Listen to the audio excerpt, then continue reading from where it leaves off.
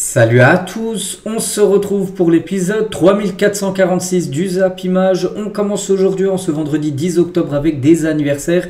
Et on commence tout d'abord avec le milieu allemand, Felix Nmecha, donc milieu de terrain de Dortmund. Il fête aujourd'hui ses 25 ans, lui c'est un bon anniversaire. Ou par exemple James Trafford, gardien de but de Manchester City de base. Il était titulaire en début de saison.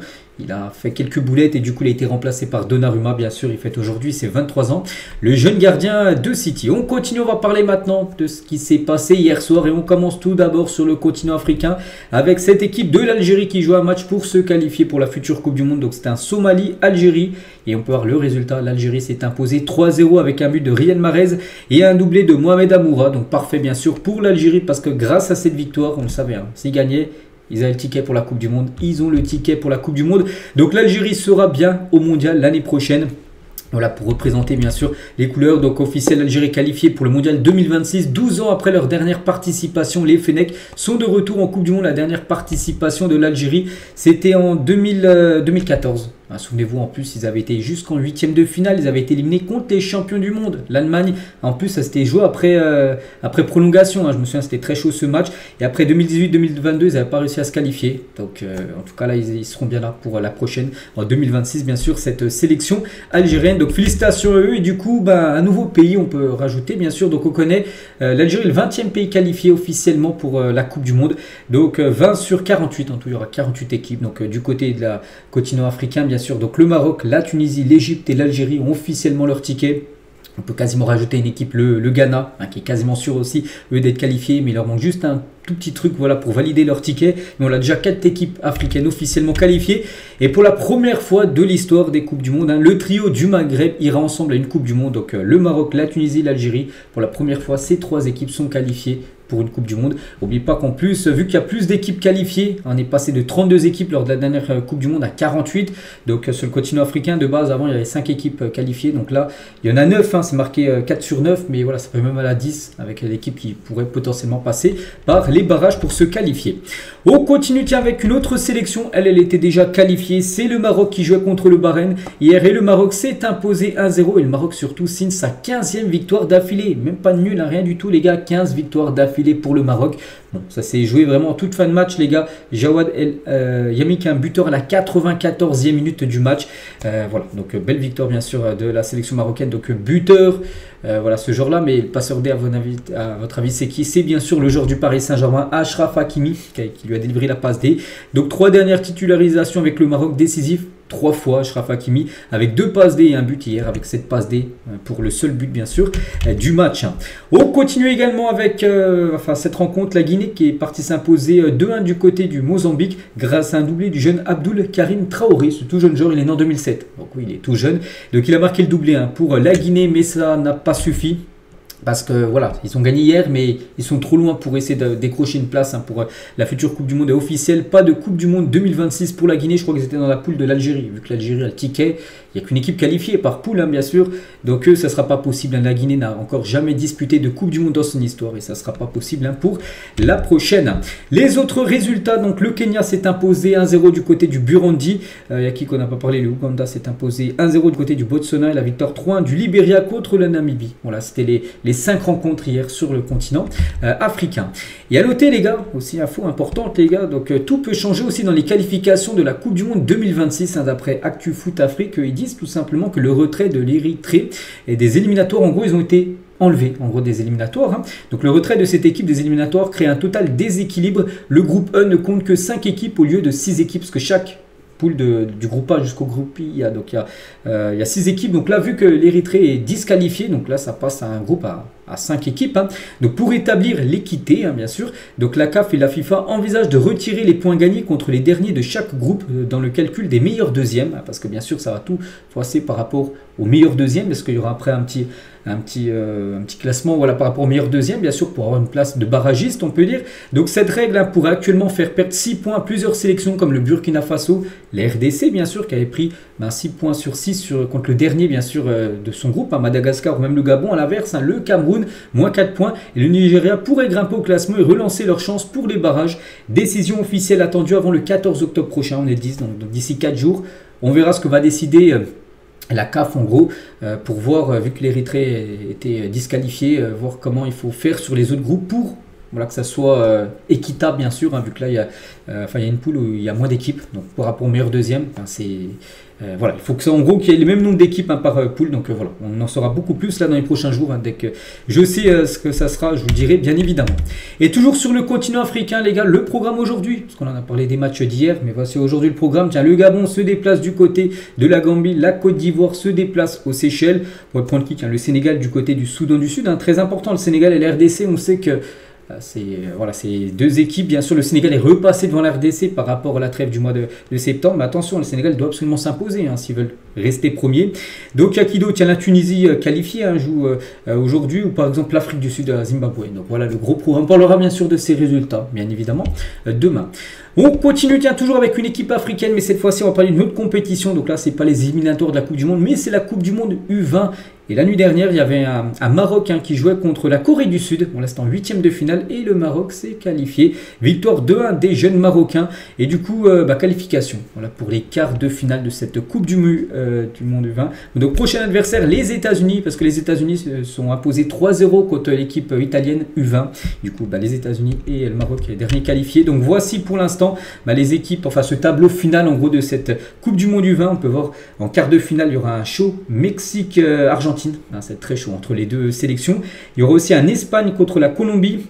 Du coup, donc là, c'était pas encore mis les équipes, mais ça sera bien États-Unis contre le Maroc. Et aussi un Norvège-France. La France qui est toujours là. La France, hein, hier j'ai dit, ouais, ils ont éliminé le Japon. J'avais pas vu le match. J'ai vu un peu le résumé. Vraiment, le Japon ne rend pas de chance de toucher la barre. Ils ont eu énormément d'occasions. Et hold-up, hein, 123e minute de jeu. L'équipe de France a marqué sur penalty. C'était juste avant la séance des tirs au but. Il y a eu un penalty en toute fin de match. Puis voilà, ils ont marqué ce but. Donc voilà, c'est un sacré hold-up. Donc là, il faudra faire mieux. Hein, quoi, enfin. Tu peux gagner bien sûr, mais en essayant d'un peu mieux jouer, là ce sera contre la Norvège. Il peut y avoir potentiellement peut-être un France-Maroc ou France-États-Unis. La France avait perdu contre les États-Unis en poule 3-0. Donc voilà, concernant ce tableau de cette Coupe du 20, on connaît tous les quarts de finale. On continue, on revient nous maintenant en Europe, on va parler des éliminatoires parce que hier il y avait les premières rencontres en Europe et on commence tout d'abord avec l'Autriche contre Saint-Marin. Saint-Marin, on sait, c'est la plus petite nation au classement FIFA et l'Autriche a passé le tarif 10-0 contre Saint-Marin. Donc ça a été festival de buts, hein, donc Arnautovic par exemple quadruplé pour l'attaquant autrichien. Donc voilà, pratiquement, enfin beaucoup de joueurs autrichiens ont marqué, hein, les meilleurs, Poch il a marqué un doublé. Donc regardez, hein, il y a des buts, Sabitzer il a fait 2 passes D, David Alaba, un défenseur de Real Madrid, a également une passe D dans le match. Voilà. Festival de but à 10-0 bien sûr pour l'Autriche. Hein. Et du coup c'est officiel, Arnautovic avec son quadruplé, et bien, il est devenu hier le meilleur buteur de l'histoire de l'Autriche avec son quadruplé contre le Saint-Marin, l'attaquant de l'Étoile Rouge de Belgrade compte désormais 45 buts avec sa sélection nationale et devance du coup Tony Polster, donc l'ancien meilleur buteur de l'histoire de l'Autriche qui est à 44, donc maintenant Arnautovic est à 45. Voilà, donc félicitations à lui. On continue aussi avec un autre carton. C'est le Danemark, hein, du côté de la Biélorussie, 6-0 pour les Danois. Donc là aussi un festival de buts. On peut voir par exemple que Rasmus Højlund, le nouvel attaquant de Naples, hein, était auteur de 2 buts, hein, même 2 buts et une passe D, même pour lui. Donc Dorgut a également été buteur, ou même Drier, je ne sais pas trop qui c'est, mais il a marqué également un doublé du côté du Danemark. Et concernant Rasmus Højlund, donc ça se passe plutôt bien pour lui. Donc hier, doublé, une passe D contre le Ginois avec Naples, hein, lors du dernier match. Donc buteur, et contre le Sporting, doublé pour lui. Voilà, donc sur ces 3 derniers matchs, il a marqué 5 buts. Hein. L'ancien attaquant de Manchester United. Grosse victoire également pour les Pays-Bas contre Malte. Victoire 4-0. Cody Gakpo doublé. Rangers également buteur. Donc Cody Gakpo doublé sur penalty. Donc Rangers également buteur, joueur de City. Et aussi Memphis Depay, le meilleur buteur de l'histoire des Pays-Bas. Donc il a conforté bien sûr cette première place avec un but en plus. N'oubliez pas qu'il n'était même pas là, comme j'ai dit, parce qu'il a un problème. Il s'était fait voler ses papiers. Puis il a bien été présent bien sûr pour cette rencontre.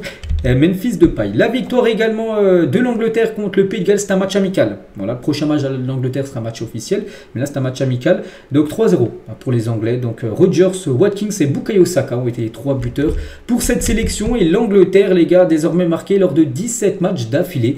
Donc depuis le Pays de Galles jusqu'à la Slovaquie, on peut voir chaque rencontre, ils ont marqué au moins un but. Donc voilà, c'est validé. Donc c'est leur meilleure série depuis 1991, hein, depuis quasiment 34 ans qu'ils n'avaient pas enchaîné 17 matchs d'affilée en marquant au moins un but, hein, cette sélection anglaise. Les autres résultats de cette zone Europe. On pourrait prendre qui? Tiens, il y avait un Croatie étoile rouge, qu'est-ce que je dis, République tchèque plutôt 0-0 voilà, entre ces deux équipes. La Finlande s'est imposée 2-1 ou par exemple l'Écosse s'est imposée 3-1 contre la Grèce. Donc voilà tous les résultats de ces éliminatoires de cette prochaine Coupe du Monde dans la zone Europe. Le programme aujourd'hui, donc là aussi il y a des belles affiches.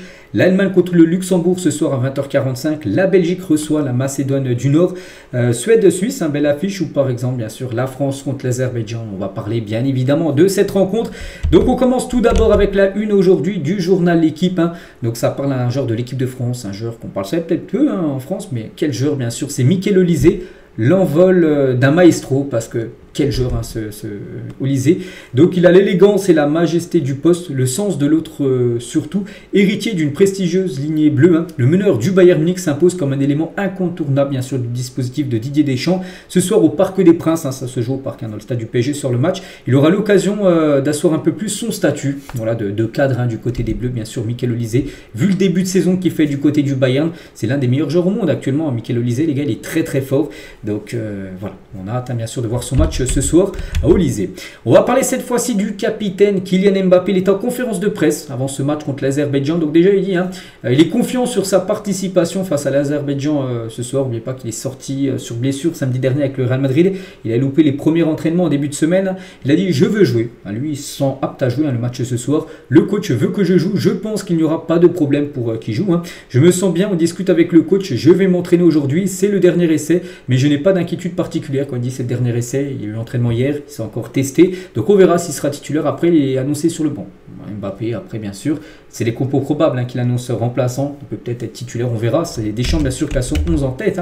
Toujours avec Kylian, donc aussi sur le record de buts d'Olivier Giroud. Donc Giroud est à 57 buts, lui il a 52. Voilà, donc on sait qu'il va le battre, mais quand? Il le dit, je pense que je vais battre son record, mais je ne sais pas quand. Peut-être ce soir, voilà, on ne sait pas bien sûr, mais il faudrait qu'il marque beaucoup de buts, 5 buts, voilà. C'est faisable pour Kylian. C'est quelque chose qui viendra naturellement et je passerai à autre chose ensuite, bien sûr, mais il sera très content, bien sûr, de devenir le meilleur buteur. Il est déjà meilleur passeur de l'histoire des Bleus, et c'est qu'il est proche de devenir aussi le meilleur buteur de l'histoire de l'équipe de France. Kylian Mbappé, toujours avec lui aussi, il valide Mikel Olise, tiens, qu'on parlait juste avant. Donc son français s'est énormément amélioré parce que c'est qu'il parlait, il parle très bien anglais, mais il parlait pas super bien français. Mikel Olise, mais il parle de mieux en mieux français, il le dit. Kylian, donc ça l'aide. Il a trouvé sa place dans le groupe et sur le terrain. Tout le monde voit sa qualité, qui est exceptionnelle, bien sûr. Avoir un joueur comme Mikel Olise dans notre équipe, c'est positif, bien sûr. Toujours avec Kylian Mbappé, le sait, il n'est pas un numéro 10, malgré son numéro 10. Par exemple, au Real, en équipe de France, il a le numéro 10. Donc, numéro 10, c'est le meneur de jeu. Voilà, c'est un numéro 10, en gros. Et lui, c'est plutôt un numéro 9, enfin, dans sa façon de jouer, un buteur, on va dire. Je ne pense pas correspondre à ce profil de meneur de jeu. Voilà, c'est pas un numéro 10 Mbappé, même s'il a le 10, c'est un buteur, bien sûr. Enfin, avant il était lié, maintenant on sait qu'il est plutôt buteur, Kylian. Toujours avec lui, je suis un peu plus tranquille à Madrid, c'est moins speed qu'à Paris.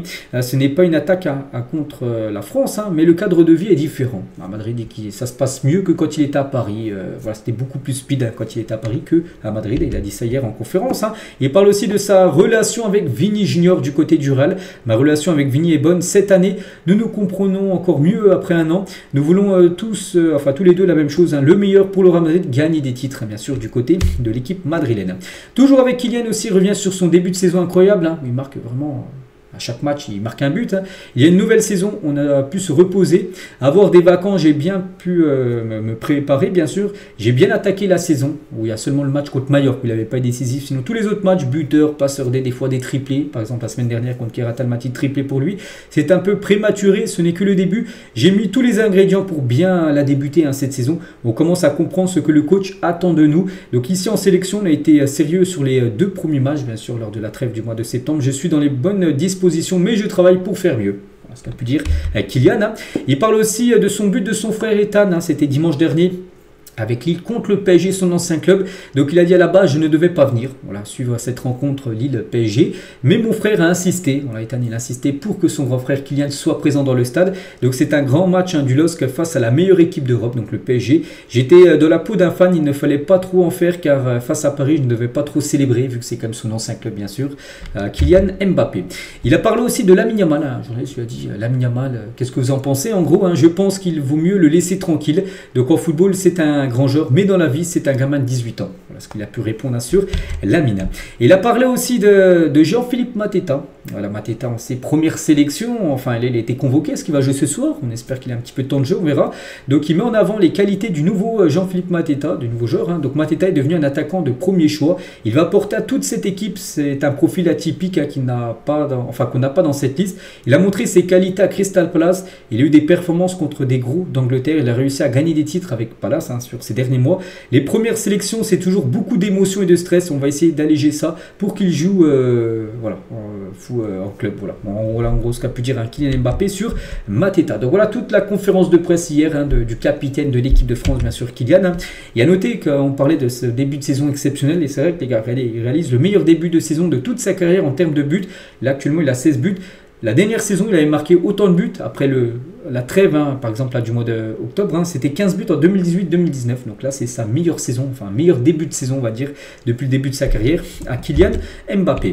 Et concernant le 11 attendu ce soir, donc voici le 11. Donc bon, là c'est vrai qu'il y a Mbappé, mais il y a dans des compos aussi, il n'est pas annoncé titulaire, parce que là Mbappé serait plutôt ailier gauche, c'est plutôt sa numéro 9, on verra. Après les gars, c'est seulement des compos probables. Il peut bien sûr être sur le banc, donc voilà, serait plutôt Hugo Ekitike, peut-être qu'il serait titulaire.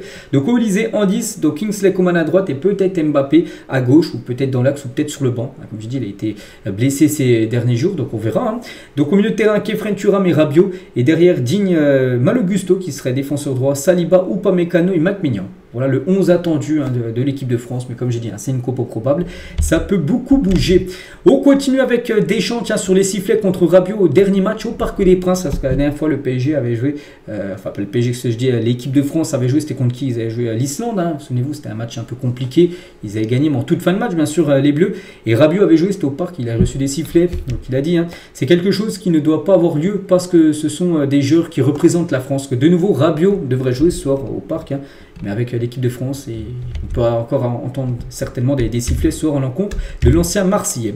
Jean-Philippe Mateta tient sur son habitude aussi de rentrer le maillot dans le short. Voilà, c'est vrai que c'est un peu particulier, parce que souvent les joueurs laissent le maillot tomber en dessous du short, donc lui il le rentre. Donc il a dit je le fais juste parce que c'est marrant. Donc on était à la table avant un match avec Jordan Ayew, et il m'a dit qu'il avait vu mes matchs à Châteauroux, son ancien club, quand j'avais le maillot dans le short, sauf que c'était obligatoire à l'époque bien sûr de mettre le maillot dans le short, et je lui dis bon vas-y, je vais le faire aujourd'hui si ça te plaît. Mes coéquipiers étaient morts de rire, j'adore faire des blagues, mais c'est resté, donc voilà en gros pourquoi de temps en temps on le voit avec le maillot dans le short tout simplement. Mateta, c'était un défi, enfin une petite rigolade avec Jordan Ayew. On continue toujours avec Mateta aussi par rapport cette fois-ci à ses performances en club. Donc à Palace, au tout début quand je ne jouais même pas, je parlais dans le vestiaire de l'équipe de France et j'avais des coéquipiers comme Wilfried Zaha qui rigolaient. Il me disait que j'étais fou de penser à l'équipe de France alors que je ne jouais même pas à Crystal Palace, il n'était même pas titulaire à Palace. Puis il parlait avec Zaha, il disait voilà, j'ai un rêve, c'est de jouer avec l'équipe de France. Mais je répondais que c'était l'objectif à atteindre, bien sûr, d'être un jour avec les Bleus, et ça arrivait à 28 ans, et qu'il fallait simplement que je joue pour montrer ce que je pouvais faire. Mon rêve a toujours été de jouer pour l'équipe de France, et chose faite. Et on espère que ce soir, on pense qu'il pourra avoir du temps de jeu ce soir. Mateta, même s'il ne devrait pas être titulaire, il a peut-être des chances de le voir jouer peut-être 20-30 minutes de jeu. Ce serait magnifique pour lui. Et sur les 12 derniers mois, donc 6 joueurs de l'équipe de France olympique, lors des JO l'année dernière en France, donc sont devenus internationaux. Donc Michael Olise, bien sûr, il a joué les JO avec l'équipe de France. Donc maintenant il est en équipe de France A, comme Manu Koné, Doué, Cherki, Badé et Manessa Cluj. Donc Mateta pourrait devenir le 7e, s'il joue bien évidemment lors de ce rassemblement avec les Bleus. Et toujours avec l'équipe de France, et pour clôturer la page France, il y a 4 ans jour pour jour, c'était donc le 10 octobre 2021. Donc la France remportait la Ligue des Nations contre l'Espagne 2-1, donc grâce au but de Karim Benzema et de Kylian Mbappé. Quel duo! En plus je crois que l'Espagne menait à 0, je me souviens de ce match, une grosse possession des Espagnols, ne touchaient pas le ballon. Puis après, il y a eu renversement totalement du match en l'espace de 2-3 minutes. On a marqué, je crois, 2 buts quasiment coup sur coup. Et du coup, on a gagné tout simplement cette Ligue des Nations. C'était la deuxième version. Voilà, parce que le Portugal a gagné la première édition. Ils ont gagné aussi la dernière. Toujours avec... pas qu'avec l'équipe de France, mais la Coupe du Monde, vu que là on est en pleine trêve internationale. À noter que la Coupe du Monde 2034, voilà, bon, c'est pas maintenant, mais c'est dans 9 ans, donc pour avoir lieu au début de l'année 2035. Voilà. Donc le tournoi devrait se dérouler en hiver pour les mêmes raisons que la Coupe du Monde 2022 au Qatar, mais ne devrait pas avoir lieu en novembre et décembre 2034 en raison du Ramadan, mais plutôt peut-être en janvier. Peut-être ça se jouerait sur janvier, février. En gros, 2035, c'est la Coupe du Monde en 2034 qui doit se jouer en Arabie Saoudite. Hein. Donc, il fera très chaud aussi là-bas l'été, donc ça ne sera pas possible. Donc, il faudra la mettre l'hiver. Et voilà, ça devrait se jouer en janvier, pour éviter bien sûr la période du Ramadan où des joueurs bien sûr pour être pénalisés bien sûr, hein, parce que voilà, c'est compliqué d'associer Ramadan plus match à haute intensité, donc c'est pour ça que ça peut se jouer janvier et février 2035. Bon, on a le temps de reparler les gars, c'est pas pour maintenant. On continue avec Léo Messi qui rend hommage à Miguel Ángel Russo à travers un message publié dans sa story Instagram. On a parlé de ce coach, hein. Malheureusement on a pris sa disparition, c'est l'ancien coach de Boca Juniors, il était en place, c'était le coach actuel de Boca Juniors. Donc repose en paix Miguel, mais plus sincère condoléances à sa famille, à ses amis et à toutes les personnes proches. Donc voilà le message de Lionel Messi. On continue avec toute autre chose, on va parler d'un joueur brésilien du Real Madrid. On pense directement bien sûr, il y en a quelques-uns, on pense souvent à Vini Junior. Et la journée d'hier, les gars, a été très chargée hein, pour Vini. Donc tout d'abord, un incendie s'est déclaré dans la maison de Vini Junior à Madrid. Donc le feu a commencé à se propager en provenance du sauna au sous-sol de la maison et s'est étendu aux 2 étages de la maison. Voilà le feu, hein, donc des sacrées flammes. Hein. Donc aucun blessé, fort heureusement. Donc Vini n'était pas présent. Hein. Vini actuellement, il est avec sa sélection. Et là, ils vont jouer un match contre la Corée du Sud et le Japon. Donc voilà, il n'était pas à Madrid, hein, bien sûr, Vini Junior, mais il y a des personnes, hein, voilà, la famille peut-être de Vini, tout ça, ses amis qui étaient présents. Donc voilà, personne, enfin, il n'y a pas eu de blessés, heureusement. Donc voilà, déjà, un fait sur Vini. Et on a appris aussi autre chose, ça, c'est quand même une dinguerie. Donc hier, hein, souvenez-vous, les gars, Vini, pour ceux qui ont suivi l'épisode hier, j'avais dit voilà, qu'il avait mis un long message sur ses réseaux sociaux pour s'excuser auprès de sa copine qu'il aurait trompé. Et en gros, il aurait certainement trompé sa copine avec cette influenceuse brésilienne, Ana Silva. Donc, influenceuse brésilienne fait des révélations coquines et chocs hein, quand même sur Vini Junior. Donc, celle qui a dit ça, les gars, elle a dit ça avant-hier. Donc, Vini ne pense qu'au sexe. Hein. Il m'a envoyé des photos de ses parties génitales. Voilà. Ensuite, donc je n'aime pas les gens qui me parlent sans arrêt de choses cochonnes. Il n'arrive pas à tenir une conversation. Il parlait des fois venir avec elle, puis direct il se dirigeait vers le sexe en gros. Il ne parle que de sexe. Hein. Il continue de m'envoyer des nudes. Il voulait juste du sexe, rien d'autre. Voilà la grosse déclaration quand même de cette influenceuse brésilienne qui échange avec Vini, mais elle a envoyé ça au grand jour. Donc voilà, hein, concernant Vini hier, on apprend un incendie dans sa maison, on apprend des dingueries sur lui, et toujours tiens avec Vini, hein, vu qu'on parle de lui, et ben c'est que l'été prochain, on ne sait pas s'il va rester quand même au Real. Hein. Le Real Madrid envisage quand même de vendre Vini Junior en Arabie Saoudite l'été prochain, parce que c'est que depuis, allez, on va dire 2 ans, chaque été, on entend des grosses rumeurs, Vini peut-être un départ, et peut-être l'année prochaine, on se dit oui, que Vini pourrait potentiellement peut-être partir du Real, on verra. Après, il peut toujours rester, oui. Mais il y a des chances aussi de partir, hein, bien sûr. Et surtout, le Real hein, pourrait le vendre très très cher, 250 millions d'euros. Il deviendrait le joueur le plus cher de l'histoire du football, bien sûr, devant Neymar et ses 222 millions d'euros. Donc des clubs comme Al Nasser, Al Hilal, je pense que s'ils ont l'opportunité même de payer cette somme-là pour avoir Vini, ils paieront. Hein. Il n'y aura aucun souci pour des clubs saoudiens de mettre une somme comme ça. Donc après le joueur... Hein, voilà, si cette saison encore moyenne, on va dire pour lui, parce que la saison dernière a été moyenne au Real, donc c'est encore moyen cette saison, on pense que oui, il pourrait peut-être partir. Donc voilà, concernant Vini, hein, pas mal de choses à dire. On continue, tiens, toujours du côté du Real, on va parler de Franco Mastantuono. Kylian Mbappé m'a très bien accueilli au Real Madrid. C'est un joueur incroyable, hein, une bonne personne qui m'a très bien traité depuis le premier jour hein, pour le nouveau joueur du Real. Donc je lui ai parlé de la finale bien sûr de la Coupe du Monde hein, entre l'Argentine et la France. Donc lui il n'était pas présent bien sûr dans le groupe hein, de l'Argentine. Donc il a dit non, hein, mais on parle beaucoup de football dans le vestiaire du Real Madrid. Mais il lui a jamais reparlé en gros de cette finale. Il avait marqué quand même le triplé Kylian Mbappé contre l'Argentine, mais on sait ce qui s'était passé lors de la séance de tir au but. Des nouvelles aussi, tiens, d'un joueur qu'on a un peu oublié, les gars, c'est Anthony Martial, qui en avait parlé lors du dernier été. On a un peu parlé de lui parce qu'il avait été transféré. Il avait quitté Athènes pour rejoindre Monterrey, l'équipe où joue Sergio Ramos, hein, du côté du Mexique, et tient le bilan. Voilà, quelques semaines après son arrivée. Et ben, arrivé cet été, le Français n'a toujours pas marqué.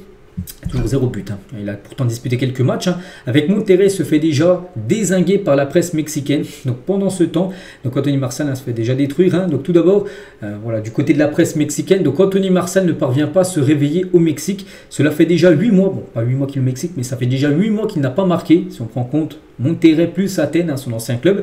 Donc il n'a pas marqué le moindre but. Hein. C'est inacceptable pour un joueur de sa qualité, écrit le journal AS Mexique. Hein. Donc un autre journaliste, il a dit Anthony Martial est vraiment nul. Je crois que ce type met ses crampons à l'envers. Il a des raquettes aux pieds. Voilà. Tous les ballons rebondissent sur lui, a décrit le journaliste Willy Gonzalez, un journaliste mexicain, parce qu'au Mexique, voilà, Martial, tout ça, ancien joueur de Manchester United, ils se sont dit ça y est, voilà, on va tout gagner, il va mettre plein de buts. Puis pour l'instant, 0 but et du coup il se fait dézingué par la presse. Martial, de base, n'oubliez pas qu'à l'époque, il devait devenir le nouveau numéro 9 de l'équipe de France, bien sûr. Pour ces années, c'est que sa carrière a énormément floppé.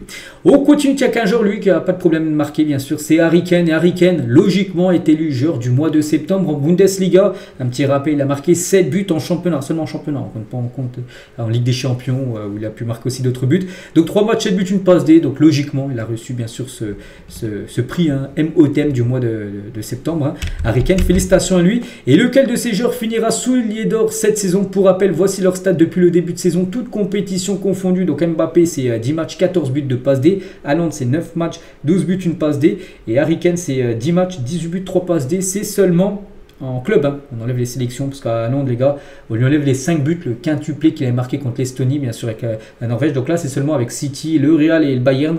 Donc, qui finira soulier d'or? On verra. Pour l'instant, bien sûr, c'est Harry Kane le mieux parti, avec déjà 18 buts inscrits, toutes compétitions confondues en seulement 10 matchs.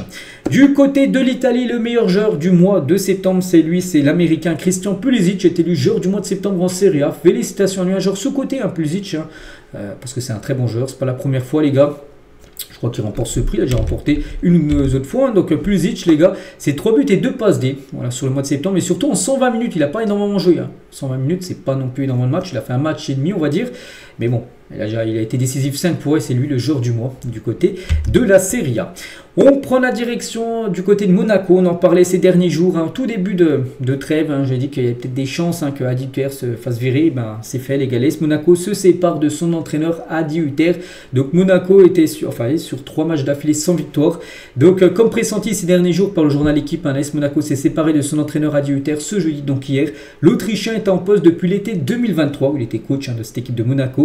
Et par rapport à ce début de saison, pas au fin de Monaco, un nouveau coach va arriver. Et on parle beaucoup de lui, de Sébastien Pogognoli, va devenir le nouvel entraîneur de l'AS Monaco. Vous dites certainement qui est cette personne. Donc déjà, c'est un entraîneur belge. Et donc le coach de l'Union Saint-Gilloise, il est en poste actuellement, il est entraîneur de l'Union Saint-Gilloise, l'a annoncé à son groupe lors de la causerie d'avant-match, avant le match amical qu'ils ont ce week-end, l'équipe de l'Union Saint-Gilloise. Il a dit en gros, voilà, je vais partir, j'ai trouvé un nouveau défi, tout ça. Et ça devrait être l'AS Monaco, c'est quasiment fait. Donc, accord de principe, il devrait signer un contrat de 2 ans du côté de Monaco, ce coach, pour l'instant de l'Union Saint-Gilloise, mais ça pourrait être officiel dans la journée pour être nommé coach de l'ASM. Et toujours du côté de l'ASM Monaco, bien sûr, Paul Pogba, il y a des nouvelles, il s'est blessé, pourtant il était proche du retour. Normalement, il aurait dû jouer de base contre Angers, là, le prochain match après la trêve. Donc le milieu de terrain français va devoir encore attendre pour son retour sur le terrain, puisqu'il a été victime d'une petite blessure en début de semaine à l'entraînement avec Monaco. Donc bon, c'est pas une énorme blessure, c'est une petite blessure, mais ça va le faire repousser, on va dire, son retour. Donc voilà, concernant Paul Pogba, bon rétablissement à lui. Et grosse force à lui, parce que ça fait quand même plus de 2 ans qu'il n'a pas joué. Officiel, on va parler de Kay Ruiz, est suspendu 9 matchs pour avoir mis un coup de boule à un adversaire. Voilà, c'est ce joueur, donc l'ex-parisien a perdu son sang-froid lors d'une altercation entre son club, les Francs-Bourins, et les U23 d'Anderlecht. Le coup de tête a été adressé à Joël Cana, donc un joueur belge. Le joueur a également écopé d'une amende de 3 000 € par rapport à ce coup de boule et 9 matchs de suspension, voilà, pour Kay Ruiz. Ancien joueur du PSG aussi, il avait joué au Barça. C'est qu'à l'époque, en plus on avait parlé de lui il n'y a pas longtemps, on avait dit que vraiment il avait un énorme talent, tout ça. Puis par exemple, Di Maria et tout ça, ils avaient parlé avec Herrera à l'époque, du côté du PSG, il avait dit que voilà, il ne se concentrait pas assez sur le football, il sortait beaucoup dans les soirées parisiennes, puis on sait que sa carrière a chuté. Et regardez, là on a appris ce qu'il a pu faire là ces derniers jours avec un coup de boule donné à un adversaire. Rui Costa accusé d'avoir contourné les sanctions contre la Russie. Donc c'est quoi ça? Donc Rui Costa, c'est le président du Benfica. Donc une banque portugaise accuse le président du Benfica d'avoir remboursé 76 000 € au Lokomotiv Moscou. Donc une équipe russe. Ce remboursement aurait été effectué dans le cadre du transfert de German Conti vers le club russe. Donc en gros, parce que tous les clubs européens maintenant, par rapport à la Russie, c'est qu'ils ont envoyé l'Ukraine, et du coup les clubs européens n'ont plus le droit de négocier avec les clubs russes. Enfin voilà. Et du coup, en gros, lui, il a donné de l'argent à un club russe et il n'a pas le droit. Donc en gros, il a contourné les sanctions contre la Russie, et pour être sanctionné, bien sûr, Rui Costa, le président du Benfica. Des nouvelles cas de Frenkie de Jong, les gars, qui réagit par rapport au match du Barça délocalisé à Miami. C'est officiel, le samedi 20 décembre prochain à 22 h heure française ou heure espagnole. Villarreal recevra le Barça, c'est pas un match amical, c'est un match de Liga, mais à Miami. Et de Jong, du coup, qui devra aller jusqu'à Miami jouer. Je ne suis pas d'accord, c'est également injuste sur le plan sportif, bien sûr. Nous allons désormais disputer un match à l'extérieur sur un terrain neutre, mais j'ai l'impression que personne ne nous écoute. Voilà. Parce que c'est vrai que ça aussi, ça, voilà, il dit que c'est injuste, hein, bien sûr, parce que les autres équipes, par exemple le Real Madrid ou l'Atlético, eux devront aller dans le stade de Villarreal, alors que le Barça, ça sera sur terrain neutre qui joueront le match normalement à l'extérieur du côté de Villarreal. Donc voilà, en gros ce qu'il a pu dire. Bon, après, ça, le Barça, Villarreal, tout ça, ou même la Liga recevront bien sûr un gros chèque. Roberto De Zerbi revient sur l'affaire Jonathan Reu, Adrien Rabiot, qui a enflammé le vestiaire de Marseille en tout début de saison. Donc je n'ai jamais vu ça et je viens de la rue, hein, mais cela ne nous a fait du bien, car le club a choisi de se passer de Rabiot, qui n'a pas voulu faire un pas en arrière. Voilà, un pas en arrière, c'était en gros des excuses. Hein. Rabiot, il n'a jamais fait d'excuses, ni Reu. Donc du coup, peut-être qu'il y aurait des excuses des deux, peut-être les deux seraient encore actuellement du côté de Marseille.